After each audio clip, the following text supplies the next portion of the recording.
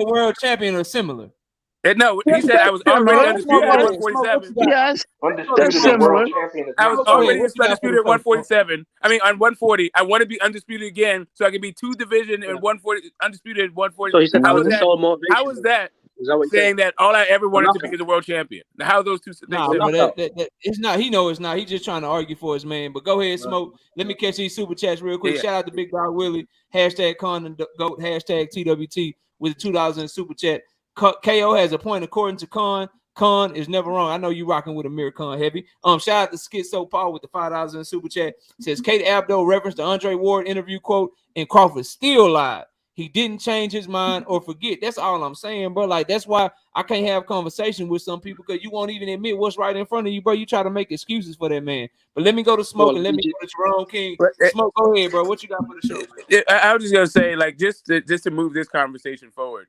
Either he was not telling the truth when he said he wanted to be undisputed in both weight classes, or he wasn't telling the truth when he said he just wanted to be a world champion.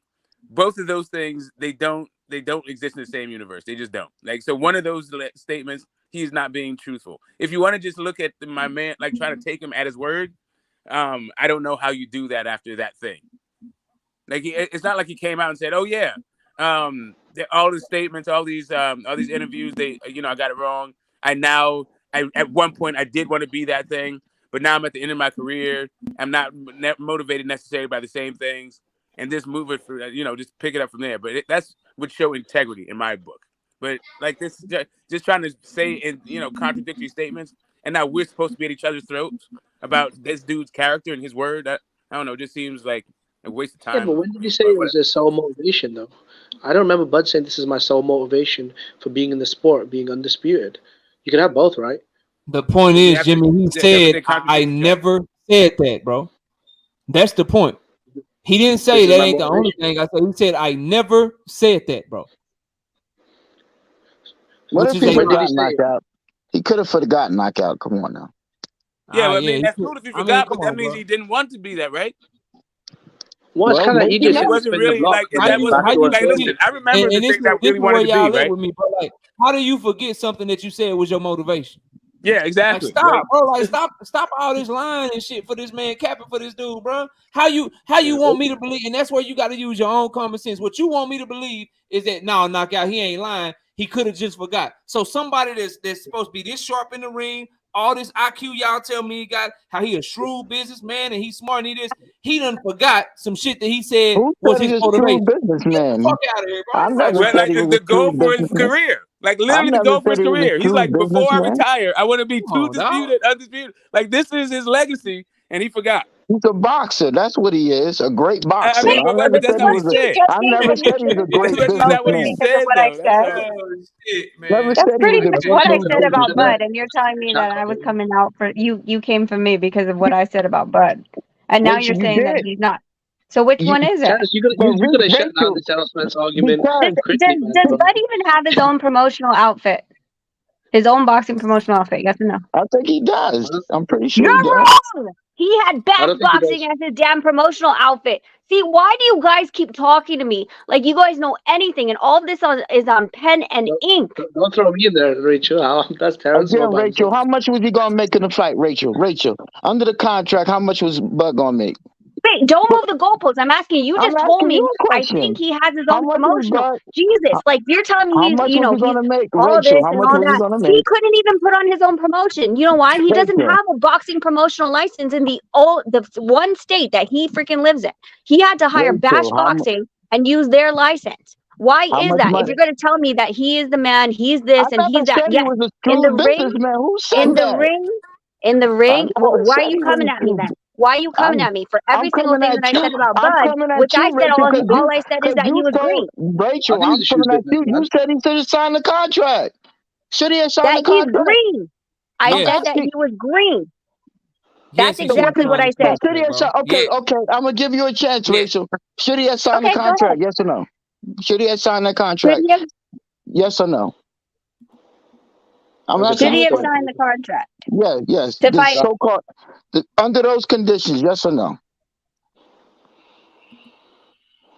I don't think they would have signed the contract on those conditions because even Steven Okay, thank you. Espinoza mirrored I what I appreciate that, said. Rachel, No, for your honesty. wait. There you No, go, knockout. you can't cut me off There- because when Steven Espinoza said that they weren't going to allow him to all of a sudden completely take over the expenses, because what did Steven Espinoza a couple days ago on Chicken Talks had said he didn't want to call Bud Crawford and say, hey, can I approve this expense on 3 nights before the fight? Because if he doesn't, he is under legal obligation to not actually write those expenses off that he is supposed to have as far as approval of expenses. This is where you're filtering in words that Bud didn't say.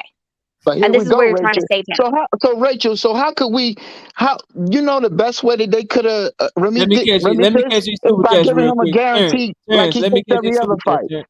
Terrence, hold on. Okay, all right. Terrence, Yeah. let me catch you super chats. Shout out to Mr. Turner with the $10 in super chat. Says, if my son asks, can you take me to a basketball game? And I say yes, I can, but then I don't. I just lied to my son. A lie is a goddamn lie, and the truth is the goddamn truth. And then shout out to my brother Christopher Schaefer in the super chat with the $10. He said, what's good, KO? This is a perfect example of what I said last time I was on the panel. This guy is going to roll with TC till the wheels fall off, right or wrong, truth or lie, crazy. Shout out to y'all, man. I appreciate y'all with the super chats, man. Thanks for supporting the channel. I got a panelist that been quiet. Let me get to Jerome real quick. Jerome, what's good, bro?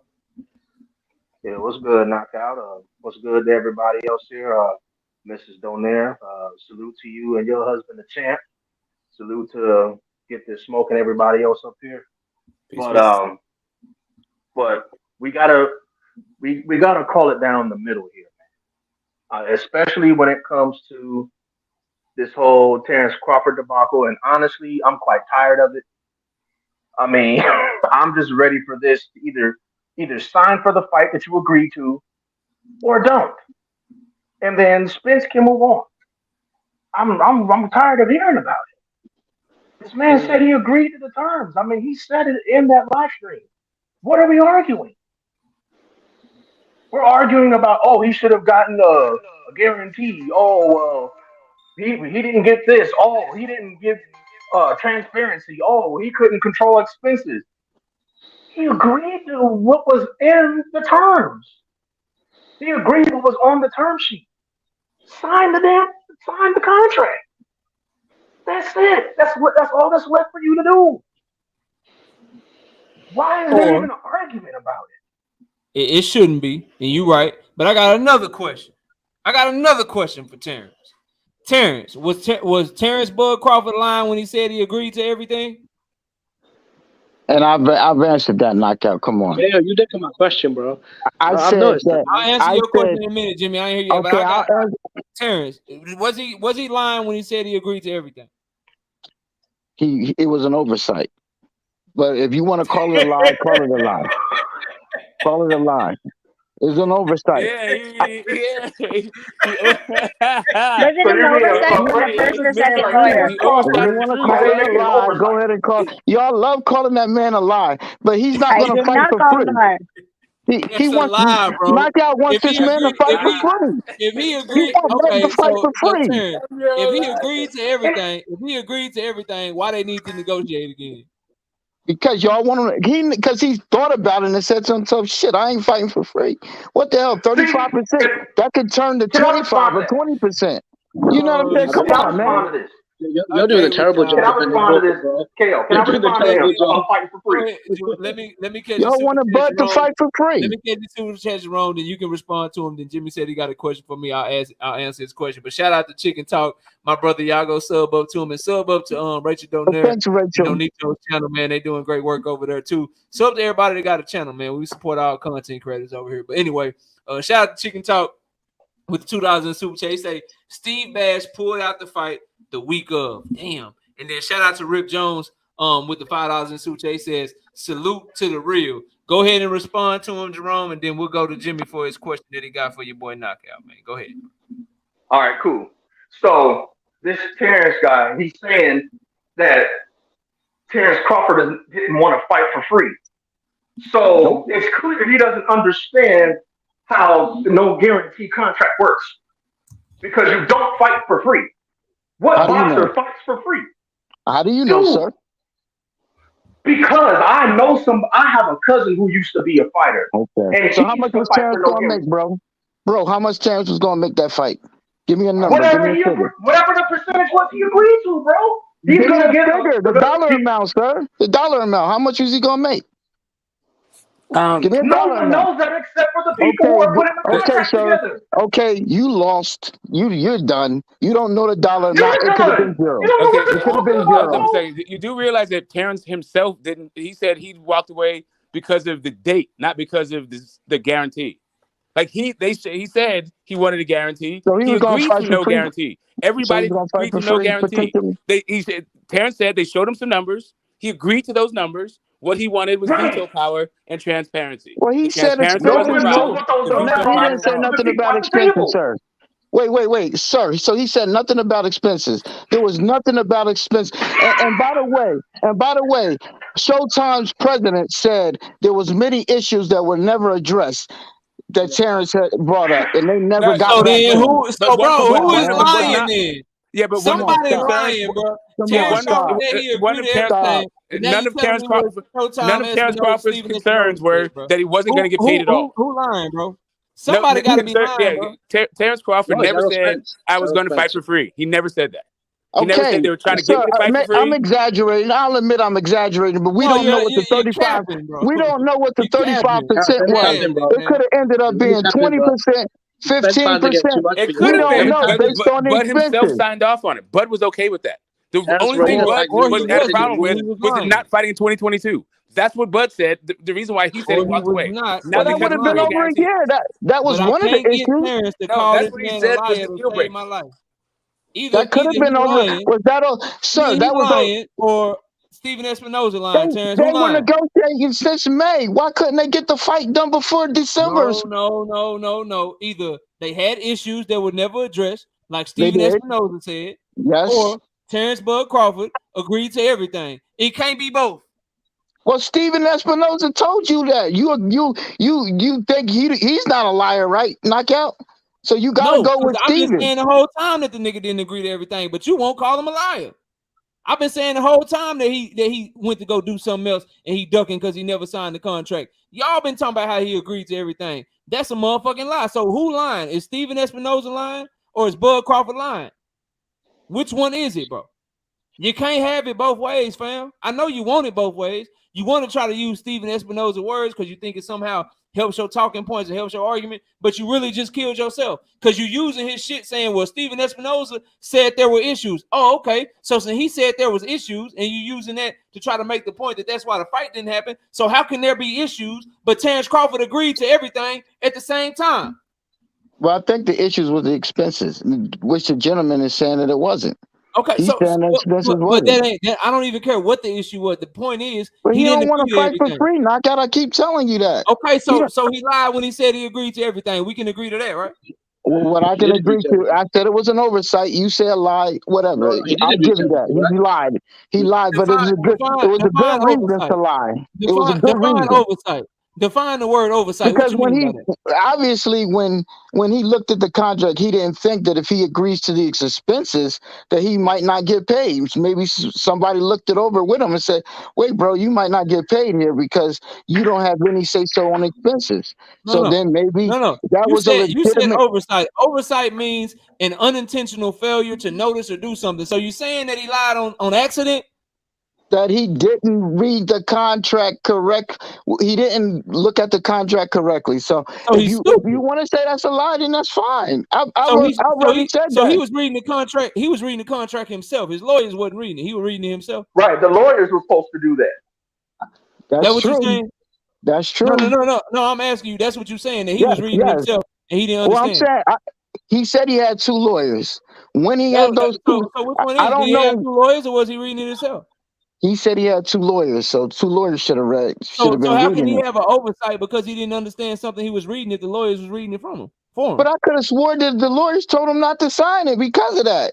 That's why Who told you that? Yeah, I'm Warren, you gotta let these people. Where'd you get that from? Where'd you get that listen. information from?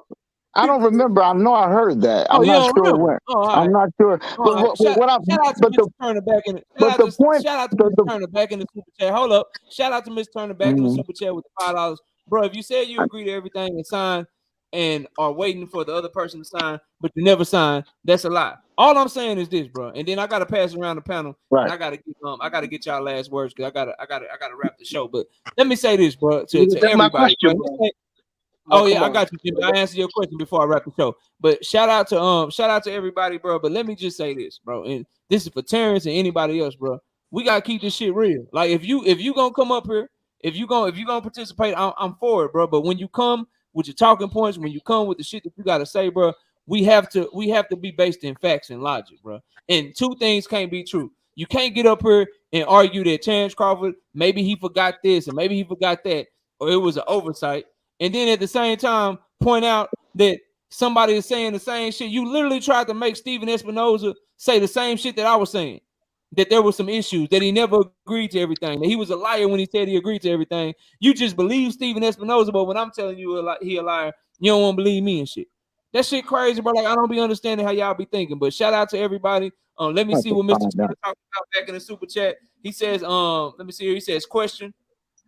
He says, question with the $5. He said, when did Bud ever say I agree? But then I changed my mind because I didn't understand the contract. So I changed my mind. And that's my point, Mr. Turner. They trying to talk for Bud, bro. This like literally Terrence's arguments this whole time to me. And when I heard him talking to Rachel, it's been, hey man, maybe he thought this, or maybe he was thinking that, or maybe he meant this, or maybe he meant that.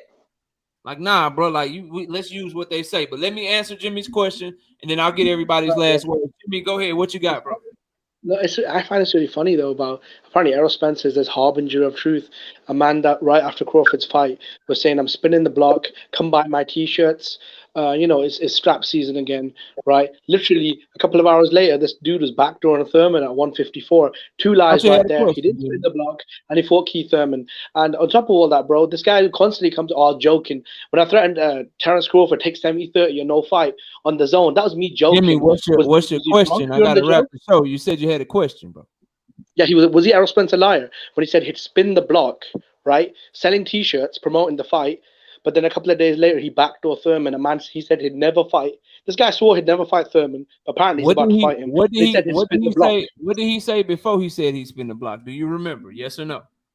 No, he said he'd spin the block and he was selling t-shirts, trying to what did he say? What did he say before that? See, this is where you dudes like no, that was his statement. We have to keep everything together. What did he say before that? Because you're talking about what he said on Twitter. What did he say right before that tweet?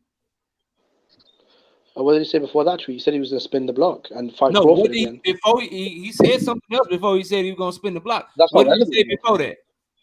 None of that is relevant though. So he's a liar then. So when was none of it's relevant? So him saying truth is he can't be. No. Him saying truth is he is fighting someone else, and now so am I fighting someone else. But it's cool. I'ma spin the block. That's a lie. It is a lie. He said he was going to spin the block and he was using Crawford's name to sell t-shirts, right? He said, again, I'll repeat it for you. Maybe you didn't hear me. He said, and I quote, truth is, now he's fighting someone else, talking about Terrence Crawford fighting Evanesian, and I'm fighting someone else. But it's okay. I'm going to spin the block. He never said that. Where's the lie? Said that at all. The lie is he was talking about spinning the block before he announced any kind of fight. Right, he said, "Spin the block, buy my shirts, help me get another car or whatever." And then the next day, he's backdooring Thurman. He said he'd never fight Keith Thurman. Give me another car. You lying? And everything I told you is 100% factual, bro. No, it's not. He said he'd never fight Thurman. The man literally said it's cool. He said he'd never fight Thurman. He's fighting someone else, and so am I. But it's cool. I'm gonna spin the block. So who's he fighting? Keith Thurman, the man he said he'd never fight, right? So he's telling the truth on that, was he? So he's a liar. Yes. Okay. Right, cool. Yes, he's fighting Keith Thurman because he was mandated to, and I'm glad he has to go back on his word because he should have never took that attitude in the first place of not fighting Keith Thurman. This is boxing, bro. This is supposed to be a competition. You don't get to just say, I don't want to compete against you because you didn't give me a shot. No, you beat his ass and you fight him. But what you can't escape, and then I'll let everybody get their last words because I do got to go. What you can't escape is that none of this shit would happen. We would not be getting no Errol Spence, Keith Thurman. Keith Thurman wouldn't even be on the table. There would be no Errol Spence, Keith Thurman if Bud Crawford wouldn't have ducked Errol Spence and just signed to fight him in the first place. If Bud signs to fight Earl, then there is no Keith Thurman fight. There is Oh, no if Errol didn't keep predetermined getting drunk negotiation. behind the wheel, There is they no would have fight, fought by bro. now. Bro, if Errol What? didn't keep getting drunk behind the wheel, they would have fought by now. Oh, now we're talking It's not about you. blood sport. I got you. Go ahead and get your last words, Jimmy. I'll go to you first, bro. You got it. No, bro, my thing is this though. If EJ didn't keep getting drunk behind the wheel, bro, he wouldn't need to take, two fights over the last 4 years. And that has stalled the fight. He said he was going to spin the block, which he didn't do. And he's fighting Thurman, which he said he wouldn't do. And this guy's, a proven liar. So, and he said, 70-30 or no fight. And then a couple of days later on Brian Crest, he's, I was joking. I was playing. I probably had too much Henny. So, I mean, I don't know. He didn't say nothing about. He didn't say nothing about Henny. But go ahead, Jimmy. It's all love. You got I don't anything? know that, But the guy was clearly drunk, though. You got anything else, bro? Go ahead. I mean, just don't trust a drunk, though. That's my advice to people. Never trust a drunk. I got you, bro. I appreciate you, Jimmy. Shout out to Jimmy in the UK. I'll see you next time, bro. Take it easy. Terrence, go ahead and get your last words. Before you do, let me catch your super chat. Shout out to Aaron Muhammad with the $5 in super chat. Salute to you, Knockout. You have a lot of patience, my man. I would have hit the eject button on some of your panelists, bro. Nah, bro, we ain't on that. You know what I'm saying? As long as they ain't calling nobody out there, they ain't being disrespectful. They just got blatantly wrong opinions, and we trying to educate them and shit, man. Shout out to Skills from New Orleans with the $10 in the super chat. Says you can verbally agree to buy a house. It's not yours until you sign for it. Verbal agreements doesn't matter nor hold logical, realistic weight. Go ahead, Terrence. Get your last words, man. Let everybody know what you got popping, bro. My last words is this. For that person that did the super chat, if you tell your son that you're going to a basketball game and you told him that about maybe a year and a half ago and you forgot about it, and he asked you, hey, we're going to that game, and you say, damn, nah.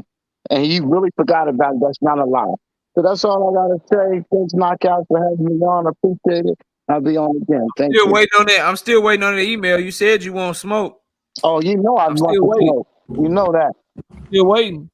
All right, I'll send it to you. We can have a real debate because this shit child's play to me, man. Okay. Let me know whenever you're ready. And matter of fact, you can just pull up and then just say knockout. I won't smoke, and I'll clear everybody off just for you. All right. I got it. All right, I'll let you, man. Take it easy. All right, Jerome, give your last word, bro. Let everybody know what you got going on, man. Well, salute to everybody.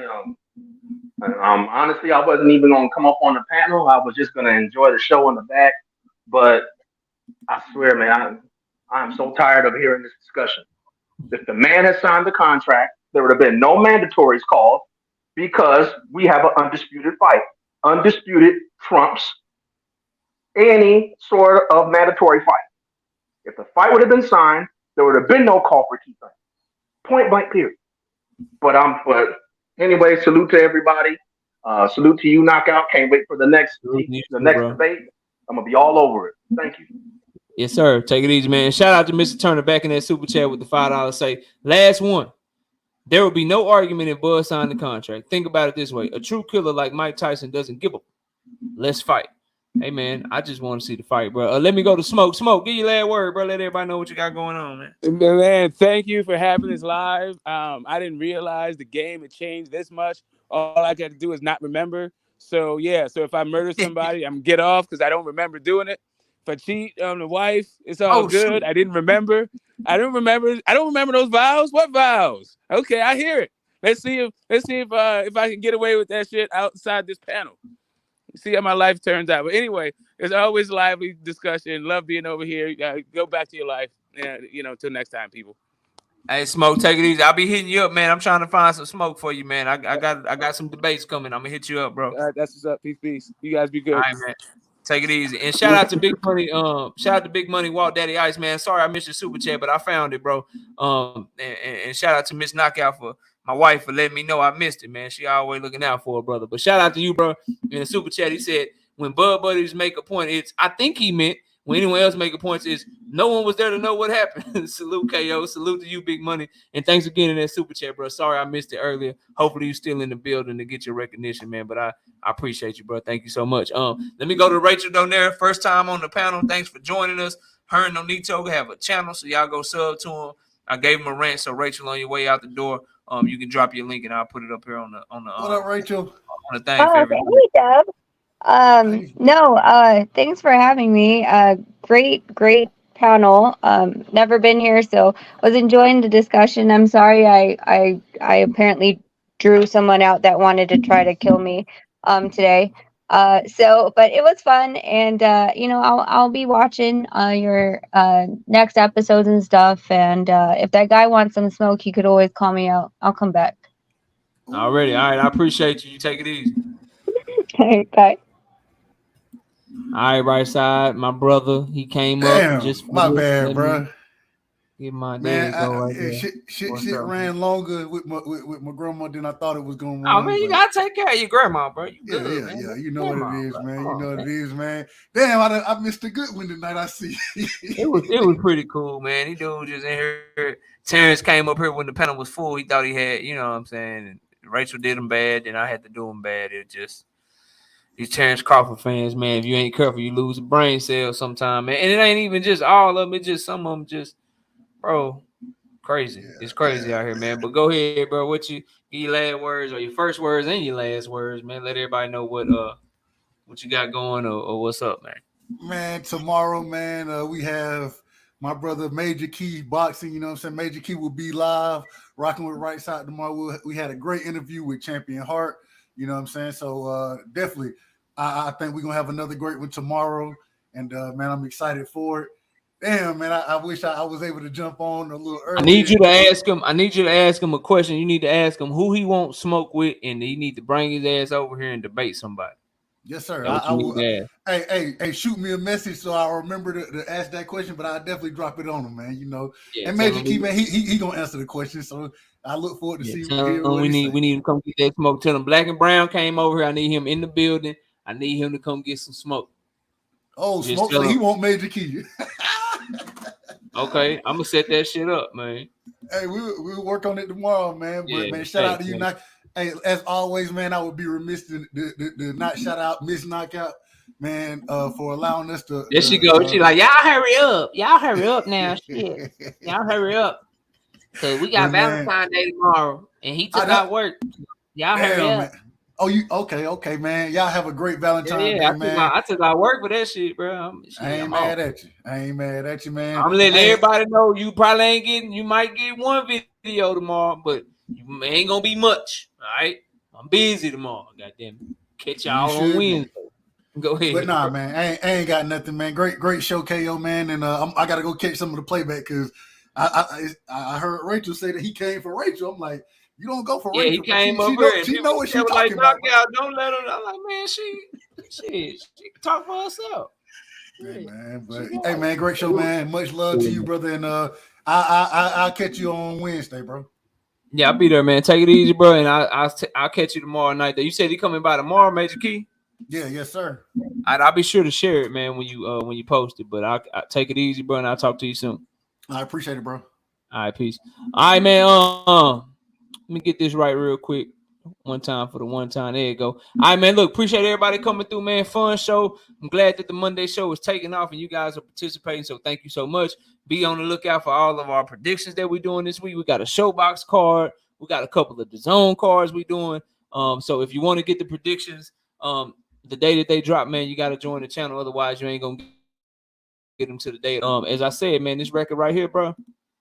That shit ain't moved for a long time on that right side. That 87 wrong, it's been right there for like 3 or 4 weeks. We've been on fire lately, man. We've been getting all of them right every single week, man.